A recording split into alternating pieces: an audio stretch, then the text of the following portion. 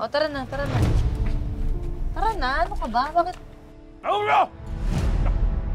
Ay, Ilang araw ka na namin hinahanap, ah! Dito ka lang pa. Balik ka dito!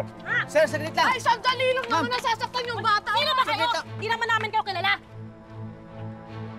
Bata, nasasaktan eh. Hindi, ma'am, kasi nung isang araw, sa jeep nakatulog yung bata na yan.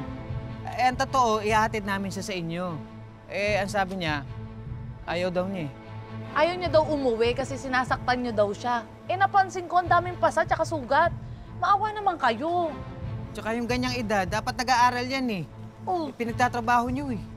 Sino nga tong batang to? Yung mga sugat na yan, tsaka mga pasa na yan, dahil yan nakikipag-awayan sa mga batang kalye. Tsaka kailangan niyang magtrabaho dahil hirap kami sa buhay.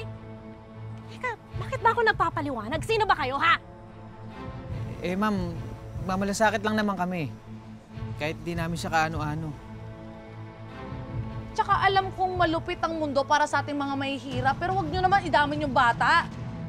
Masama na ugali niyo. Maawa naman kung wala kayong puso. Tay!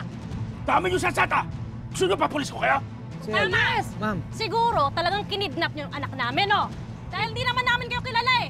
Tapos kasama niyo ang anak ko? Hindi, ha? Ipapapulis ko na kayo eh! Mababait po sila sa akin.